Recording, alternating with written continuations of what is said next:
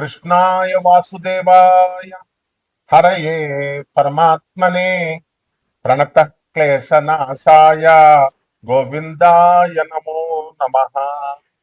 ओं वसुदेवसुतं देवं कंसचाणूरमर्दनं देवकी परमानंदं कृष्णं वंदे जगद्गुरुं।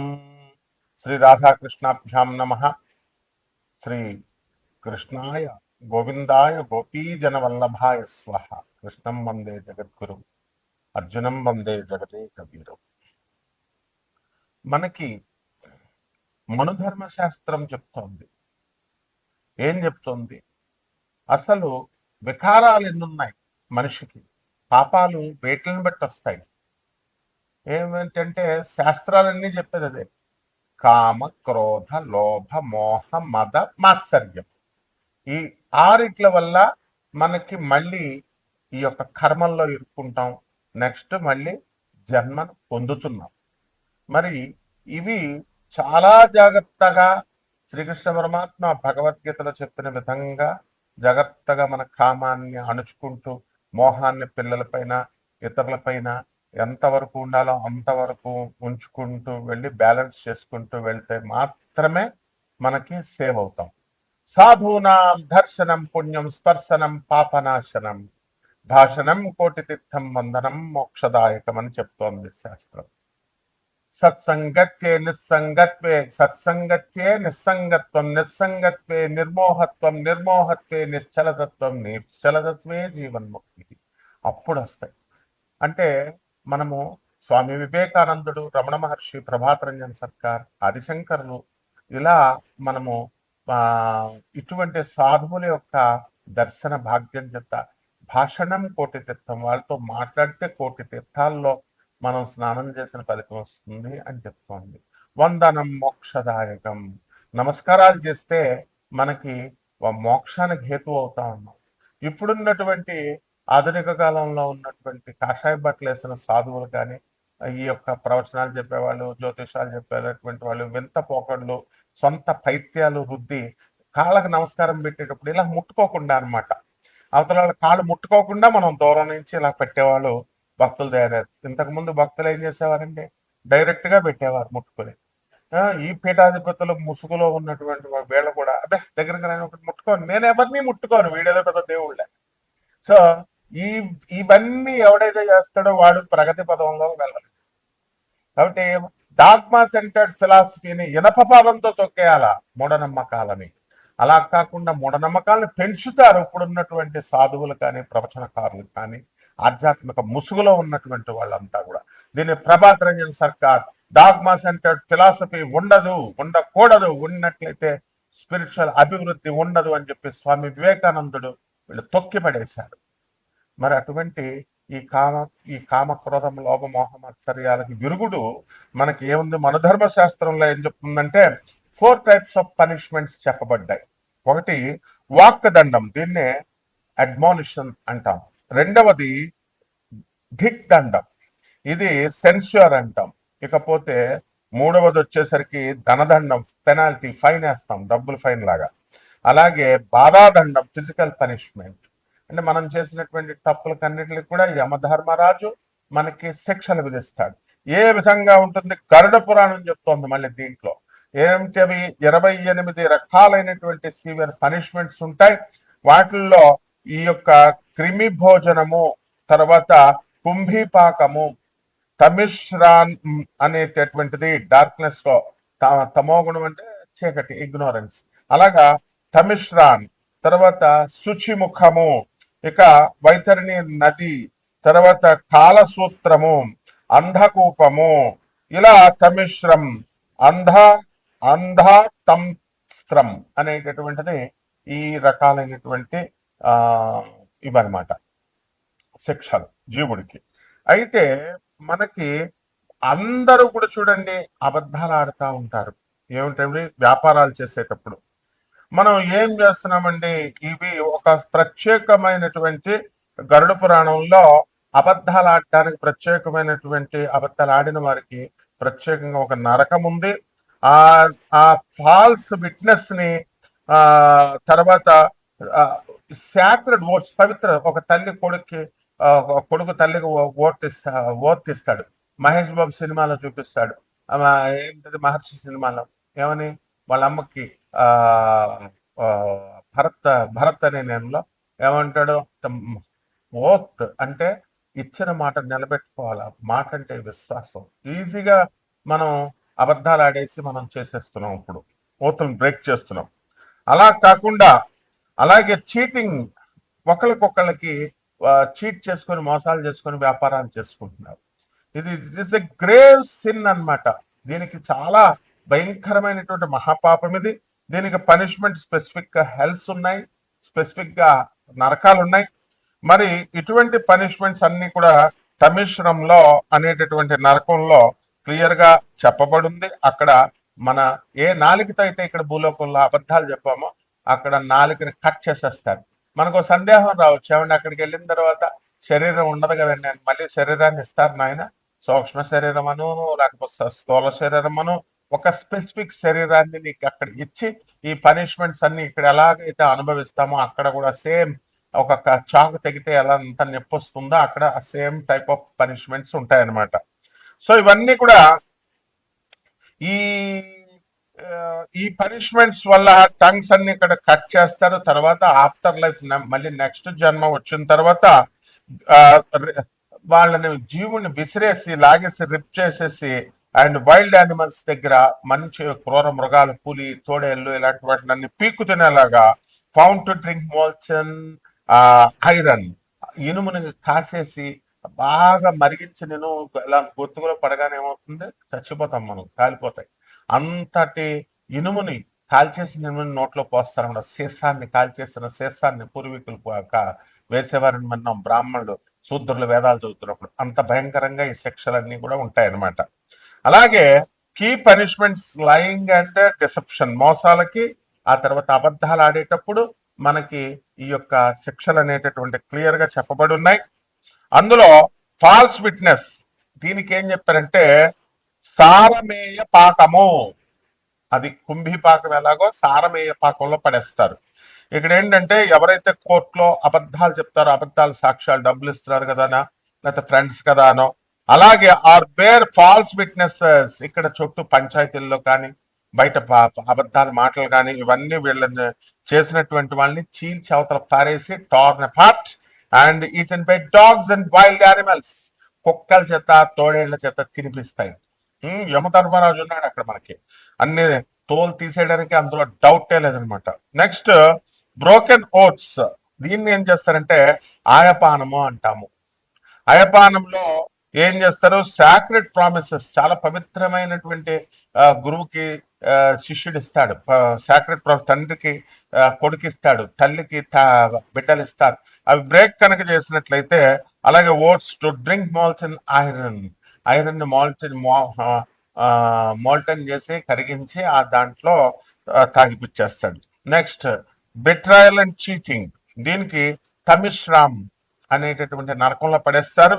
దీనికి కూడా ఎవరైతే ఇతరులు మీ ఫ్రెండ్స్ అందరూ కూడా నమ్మకం చేస్తారు, నమ్మక ద్రోహం అంటాం చూసా, నమ్మిన వాళ్ళకి మోసం చేస్తారు, నమ్మక ద్రోహం. అటువంటి వాళ్ళని ఎవరైతే అబద్ధాలు ఆడతారో, మోసాలు చేస్తారో అటువంటి వాళ్ళకి వీళ్ళందరినీ కూడా తాళ్లతో బంధించేసి అండ్ యముని యొక్క భటులు అంతా కూడా వీళ్ళు బ్లీడింగ్ వచ్చేదాకా బాదుతూనే ఉంటారు అండ్ స్పృహ తప్పి పడిపోయేదాకా బాదుతూనే ఉంటారు. ఇవి అలాగే ఇది చాలా ముఖ్యమైనటువంటి విషయం. ఇది ప్రత్యేకించి జ్యోతిష పండితులకి, ఆధ్యాత్మికవేత్తలకి, స్వామీజీలకి, పీఠాధిపతులకి, అలాగే దేవుడి పేర్లు చెప్పి ఉండేటటువంటి అందరికీ కూడా ఆ రంగంలో ఉన్నటువంటి వాళ్ళకి, వీళ్ళకి ఏంటంటే ఫాల్స్ స్క్రిప్చర్, వీళ్ళని ఉదంబరంలో పడేస్తాడు. ఉదంబరం అనేటటువంటి నరకం ఉంటుంది.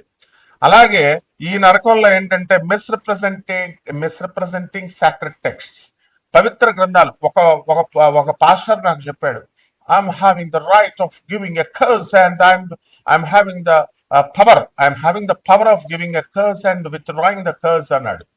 ఎవడరా నీకు ఇచ్చింది అన్నాను.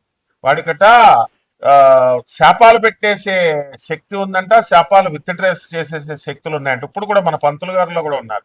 చూడండి, అబ్జర్వ్ చేయండి, అందరూ భయపెడతారు. ఏంటి నాకు ఆ శక్తి ఉంది, నేను నిన్ను చేతబడి చేసేస్తా, నేను నీకు పడగొట్టేస్తా అంటే భయం పెట్టి బతకడం అన్నమాట. ఇటువంటి వాళ్ళందరినీ తీసుకెళ్లి ఎక్కడ తోసేస్తారంటే ఎక్కువగా చేతబళ్ళు, ఈ మరుగు మందులు ఇచ్చేటటువంటి వాళ్ళు, ఈ క్షుద్రం ఉంది, తంత్రం ఉంది, తంత్రం చేస్తానంటాడు. తంత్రానికి డెఫినేషన్ తెలియదు వాడికి. తంత్రము అనేటటువంటిది ప్రాక్టికాలిటీ అని అర్థం. అంటే వాడేదో ఇంటి దగ్గర ఏదో కపాల మూలికలు ఉన్నాయి, ఆడి దగ్గర కపాలాలను ఏ బొంగు ఉండదన్నమాట. అవన్నీ పెట్టి ఏదో చేసేస్తారంటే వీళ్ళు భయపడి చచ్చి మీరందరూ కూడా మూర్ఖులైపోయి వెళ్ళడం, చదువుకున్నటువంటి గాడిదలు కూడా వెళ్ళడం, ఇలాగా చేస్తారన్నమాట. అంతేగాని స్వామి వివేకానందుడు, ఆదిశంకర్లు వీళ్ళు చెప్పేది మాత్రం వినరు. అందువలన ఇవి కాదనమాట. అటువంటి వాళ్ళందరికీ కూడా మరి ఈ రాముడు దేవుడు కాదు, రాముడు మనిషి, కృష్ణుడు మనిషి, కృష్ణుడు మటన్ తిన్నాడు, చికెన్ తిన్నాడు, కృష్ణుడు చచ్చిపోయాడు 7 రోజులు, ఇటువంటి గ్యాంగ్ అందరినీ కూడా, అలాగే సాయిబాబా దేవుడు గారు, ఇలా రకరకాలుగా చెప్పేటటువంటి వాళ్ళందరినీ కూడా misrepresenting sacred text or teaching false doctrines, అబద్ధపు ఈ డాక్ట్రైన్స్ అని చెప్పేటటువంటి వాళ్ళందరినీ కూడా, సూత్రాలు చెప్పేటటువంటి వాళ్ళందరినీ కూడా క్రష్ చేసేసి హెవీ ఐరన్ క్లబ్స్ లో అవి పడేసి ఉతుకుతారనమాట. సో అలాగే డిసీట్ ఇన్ బిజినెస్ లోకి వచ్చేసరికి చాలా మంది మోసాలు చేస్తూ ఉంటారు. దీన్ని క్షార భోజనము అనేటటువంటి నరకంలో పడేస్తారు. ఇటువంటి వాళ్ళకి అందరికీ కూడా వీళ్ళు చీట్ చేసినందుకు, బిజినెస్ లో అబద్ధాలు ఆడినందుకు, గ్రీడీగా, ఆ దురాశకు అనమాట, రూపాయికి 100 రూపాయలు రావాలని. చూడండి, ఇప్పుడు ఈ మధ్య మంగళికి కోట్ల రూపాయలు ఇచ్చామన్నారు. ఎందుకు ఇచ్చారు? గ్రీడీ. సో ఇలా అబద్ధాలు చెప్పి చేసేటటువంటి వాళ్ళందరికీ కూడా కరోజివ్ అండ్ ఫిల్తీ సబ్స్టెన్సెస్ ని తినిపిస్తారు. అలాగే ఆఫ్టర్ లైఫ్ ఉంటుంది అండ్ రీఇన్కర్నేషన్ ఉంటుంది. ఇటువంటి వాళ్ళకి ఇప్పుడున్నటువంటి గ్రహ సంపుటి వల్ల మనందరికీ కూడా హార్ట్ అటాక్స్ రావడానికి అవకాశాలు ఉంటాయి. మరి దాని గురించి మనకేమవుతాయంటే, ఇప్పుడు ఈ యొక్క బుధుడు మనకి ఈ 2026 సంవత్సరంలో బుధ కుజులు ఇద్దరు కూడా మేషరాశిలోకి, అలాగే శుక్రుడు వచ్చేసరికి మనకి 14 మే తర్వాత మిథున రాశిలోకి, గురుడు ఆల్రెడీ మిథున రాశిలో ఉన్నాడు. అండ్ ఈ యొక్క బుధుడు కూడా మే 29 తర్వాత మిథున రాశిలోకి రావడం జరుగుతుంది. అందువలన ఈ కాంబినేషన్స్, ఈ కేతు సింహరాశిలో ఉండడం, రాహు కుంభరాశిలో ఉండడం, శని రేవతి నక్షత్రం మారుతున్నాడు మీనరాశిలో ఉండడం, ఈ కారణంగా కొంత మన పాపాలన్నీ కూడా ఈ క్యుములేటివ్ గా తీసుకొని ఈ ఆగామ కర్మ, ప్రారంభ కర్మ ఇవన్నీ కన్సిడర్ చేసి హార్ట్ అటాక్స్ రావడానికి కొంతమందికి అవకాశాలు ఉంటాయి. అండ్ ఈ హార్ట్ అటాక్ ని మయోకార్డినల్ ఇన్ఫార్క్షన్ అంటాం. సో ఇది ఎప్పుడవుతుందంటే బ్లడ్ ఫ్లో తగ్గిపోయినా, ఆక్సిజన్ ని మనం హార్ట్ మజిల్ కి దగ్గరగా అంత స్పీడ్ గా తీసుకెళ్ళలేకపోయినా, అలాగే ఈ యొక్క రెడ్యూస్ అయినా కూడా ఈ ఫ్లో ప్రవాహం అనేటటువంటిది కొన్ని బ్లాక్స్ ఏర్పడతాయి. ఆ బ్లాక్స్ ని బుధుడు సూచిస్తాడు. అదే విధంగా యూజువల్లీ ఆ బ్లడ్ క్లాట్ వచ్చి ఒక రప్చర్డ్ ప్లాక్యూ దగ్గర మనకి ఏర్పడుతుంది అనమాట. అది కామన్ సిమ్టమ్స్ ఉంటాయి మనకి. ఇంటెన్స్ చెస్ట్ పెయిన్ అనేటటువంటిది శనిస్తాడు మజిల్స్ దగ్గర, చెస్ట్ పెయిన్, ప్రెషర్ దగ్గర. అండ్ ఈ పెయిన్ అంతా కూడా రేడియేటింగ్ ఆర్మ్స్ దగ్గరకు వచ్చి, భుజాల దగ్గరికి వచ్చి, ఈ జాస్ దగ్గరికి వచ్చి, దంతాల దగ్గరికి, ఈ యొక్క తర్వాత బ్యాక్ దగ్గరికి వచ్చి, అండ్ షార్ట్నెస్ ఆఫ్ బ్రీత్ తగ్గిపోతుంది, బ్రెత్. ఆ తర్వాత కోల్డ్, మనకి స్వెట్స్ వస్తాయి, చల్లబడిపోయి ఇదంతా కూడా నాసియా, డిజినెస్, బద్ధకంగా ఉండడము, ఇలాంటివన్నీ కూడా ఏర్పడతాయి. దీన్ని కరోనరీ ఆర్టరీ డిసీజెస్, సిఏడి అంటాము. దీనికి ప్రైమరీ కాజ్ ఏంటంటే ఈ ప్లాక్యూస్ ఏర్పడినటువంటివన్నీ కూడా ఫార్మ్ ఇన్ ద ఆర్టరీస్ లో ఇవి ఏర్పడతాయి అనమాట. సో దీన్ని గురుడు సూచిస్తున్నాడు. గురుడు శుక్రుడు మిథున రాశిలో ఉన్నప్పుడు ఇలాంటివన్నీ కూడా సూచించడం జరుగుతుంది. అదేవిధంగా బ్లడ్ క్లాట్ అవుతుంది, ఈ ప్లాక్యూ రప్చర్ అవుతుంది, పగిలిపోయి లేదా గీసుకొని ఏమవుతుందంటే ఈ క్లాట్ అక్కడ ఏర్పడి that can fully or partially block చేసేస్తుంది ఆర్టరీని. సో దీనికి రిస్క్ ఫ్యాక్టర్స్ ఏంటంటే హై బ్లడ్ ప్రెషర్ ఉన్నటువంటి వాళ్ళు, అలాగే హై కొలెస్ట్రాల్ ఉన్నటువంటి వాళ్ళు, అలాగే స్మోకింగ్ అలవాటు ఉన్నటువంటి వాళ్ళు, షుగర్ డయాబెటీస్ ఉన్నటువంటి వాళ్ళు, ఒబిసిటీ బాగా లావుగా ఉన్నటువంటి వాళ్ళు, ల్యాక్ ఆఫ్ ఫిజికల్ యాక్టివిటీ లేకుండా, సాఫ్ట్వేర్ వాళ్ళందరూ కూడా చాలా మంది కూర్చుని కంప్యూటర్ ముందే కదలకుండా కూర్చునేటటువంటి వాళ్ళు, ఈ స్ట్రెస్ ఉన్నటువంటి వాళ్ళు, వీళ్ళందరికి కూడా దీని బారిన ఈ యొక్క ప్లానటరీ కాంబినేషన్స్ వల్ల పడడానికి అవకాశాలు ఉన్నాయి. So family history and again increasing age పెరుగుతుంది, ఇవి కూడా కౌంట్ అవుతాయి, ఇవి కూడా కాంట్రిబ్యూట్ చెందుతాయి.